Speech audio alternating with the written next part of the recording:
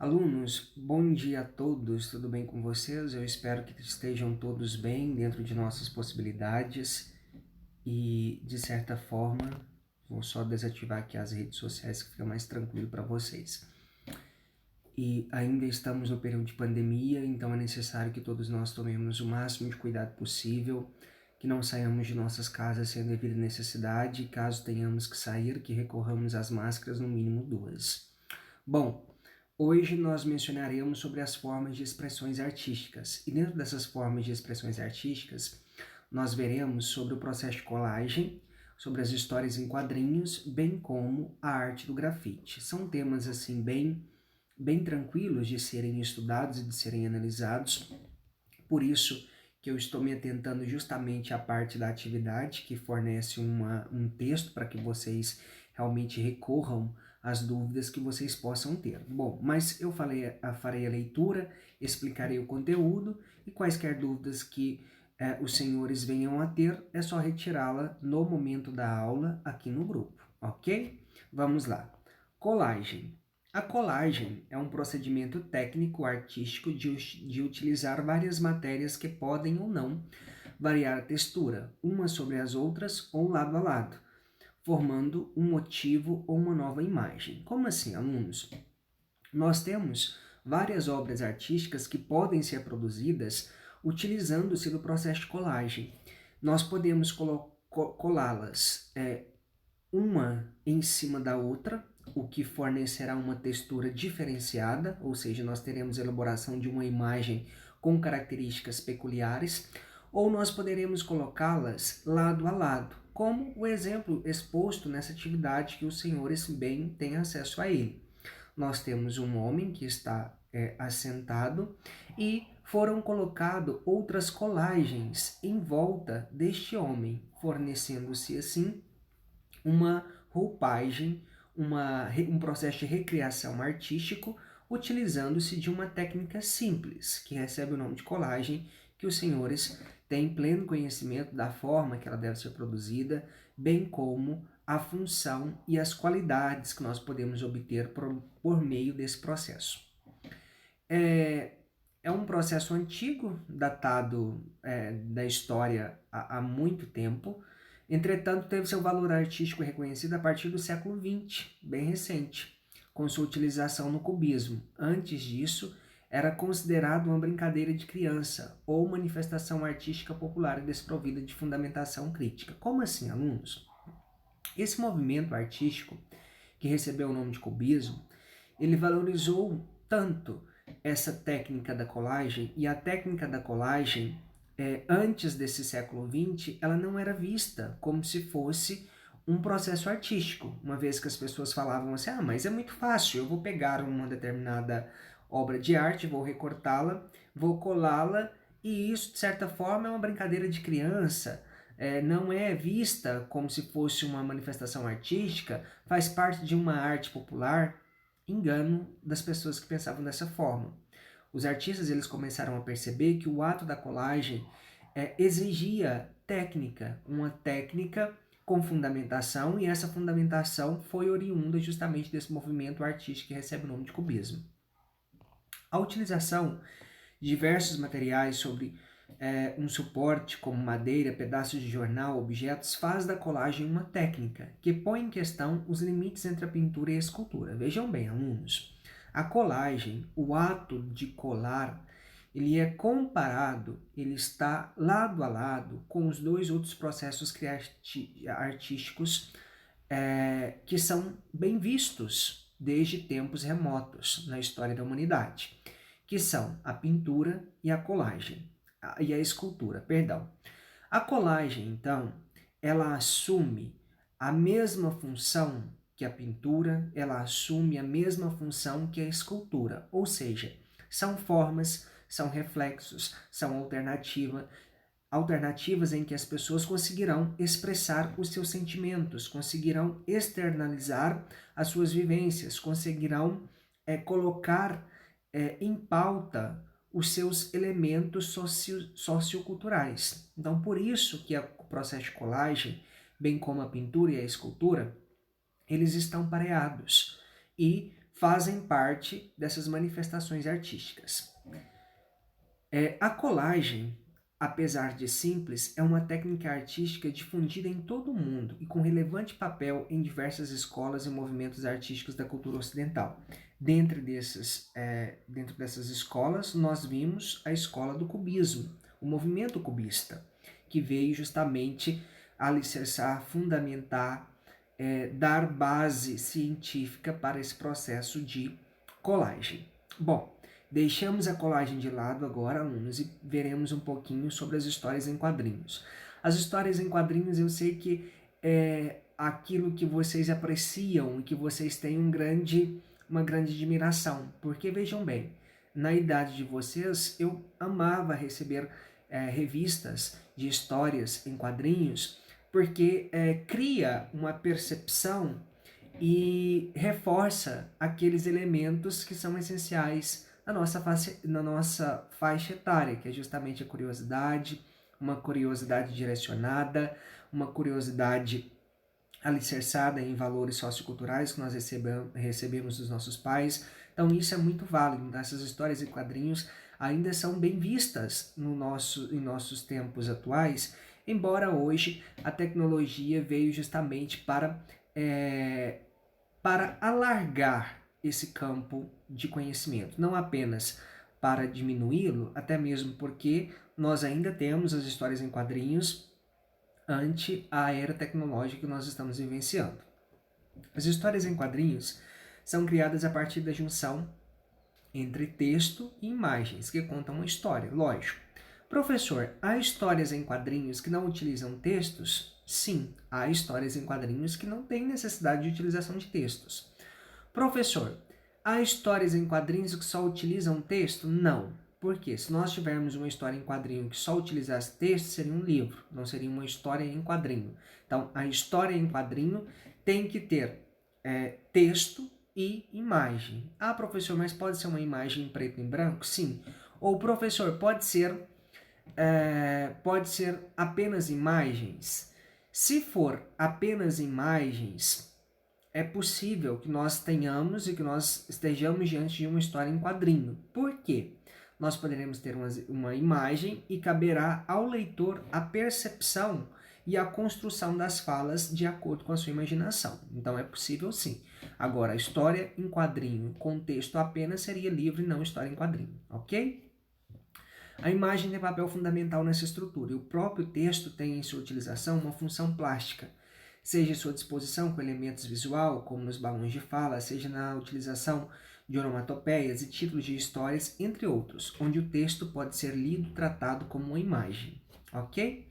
Apesar do forte caráter visual, os estudos sobre as histórias em quadrinhos se concentram sobretudo em seu aspecto comunicacional.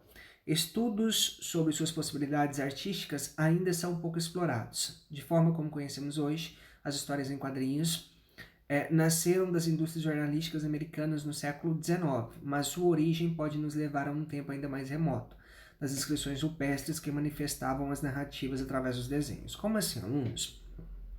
Atualmente, acredita-se que as histórias em quadrinhos, da forma com a qual nós a conhecemos, elas surgiram através de panfletos jornalísticos oriundos do século XIX dos estadunidenses. Embora, se nós formos voltar um pouquinho atrás, nós perceberemos que essas histórias em quadrinhos, elas já estavam presentes até mesmo em períodos pré-históricos, quando os homens datavam a sua presença por meio de pinturas rupestres feitas em interiores de cavernas, como uma forma de expressarem a sua presença, como uma forma de transmitirem uma comunicação.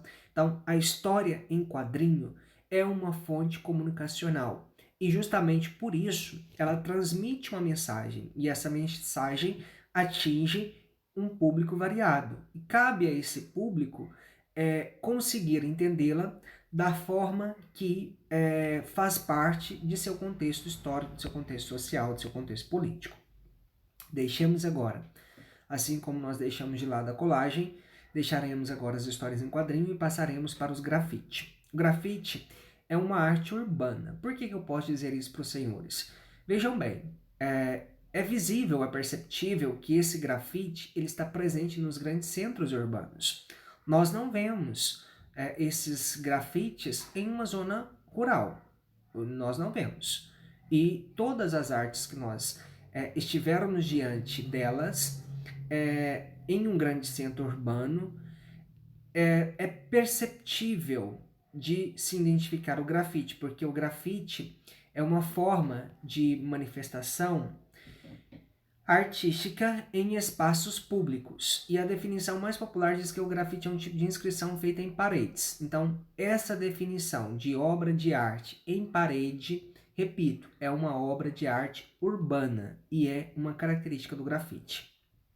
Existem relatos e vestígios dessa arte desde o Império Romano. Seu aparecimento na Idade Contemporânea se deu na década de 1970, em Nova York, nos Estados Unidos, e alguns jovens começaram a deixar suas marcas nas paredes das cidades, e algum tempo depois, essas marcas evoluíram com técnicas e desenhos. Ou seja, alunos, está fazendo aqui um verdadeiro apanhado. Então, é provável que essa arte contemporânea, por que utiliza esse termo contemporâneo? Porque é uma arte atual, é uma arte presente na nossa realidade, é uma arte presente na nossa sociedade urbana, oriunda por volta dos anos de 1970, na cidade de Nova York, nos Estados Unidos.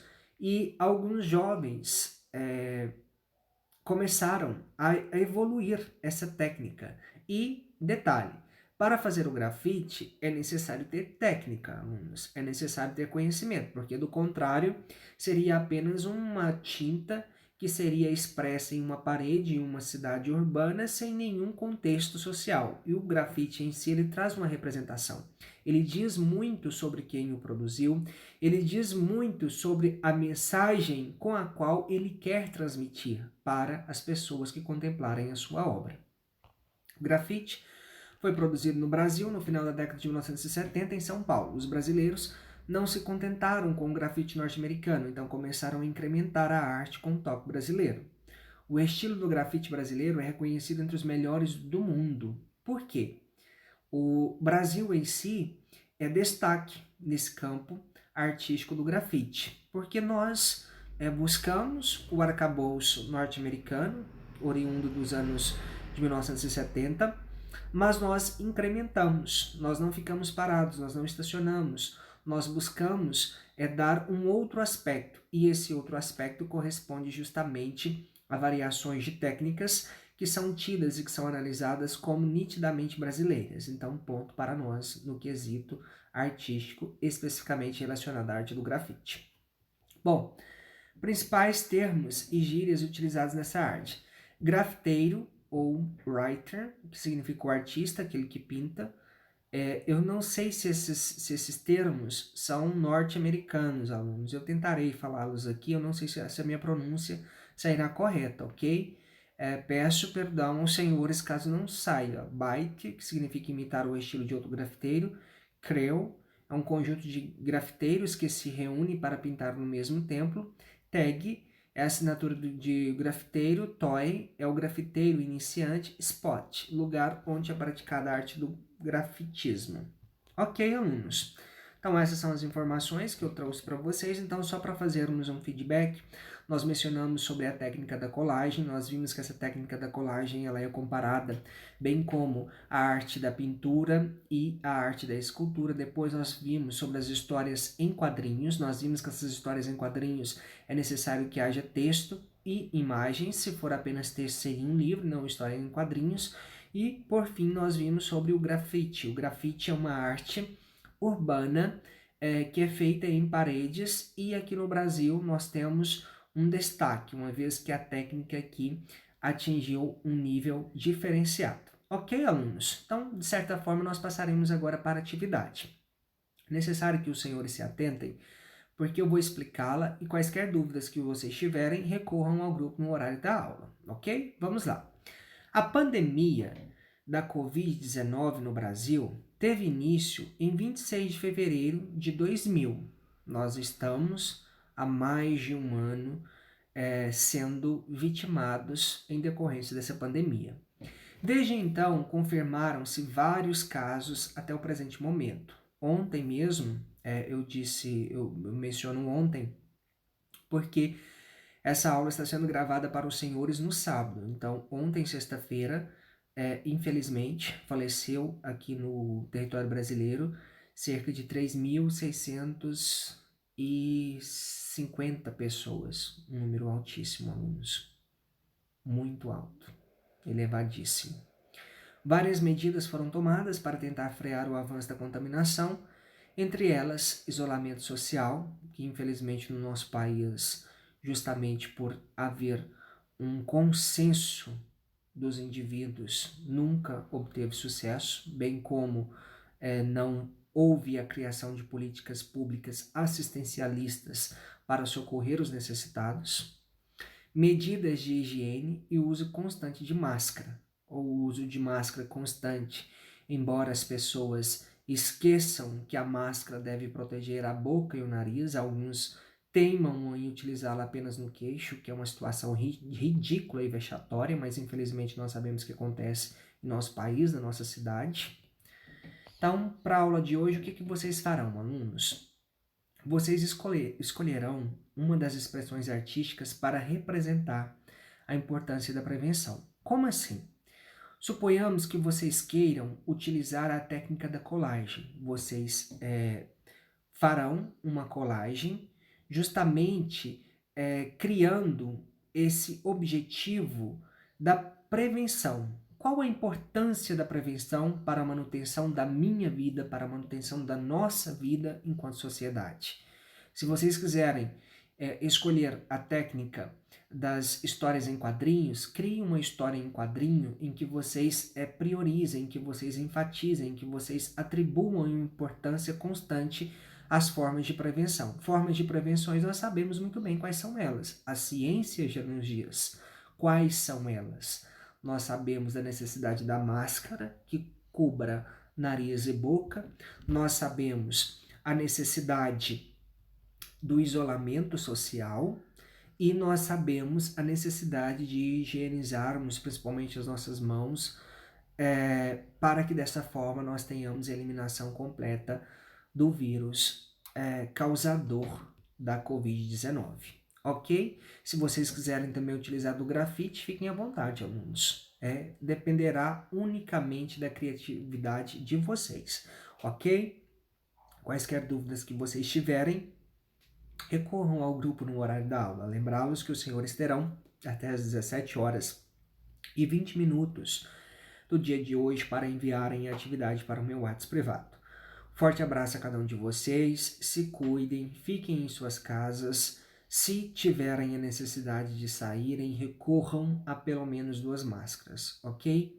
É necessário, alunos. Infelizmente, a pandemia em nosso país nunca esteve em um nível tão alarmante como se encontra hoje, ok? Até mais. Muito obrigado a cada um de vocês.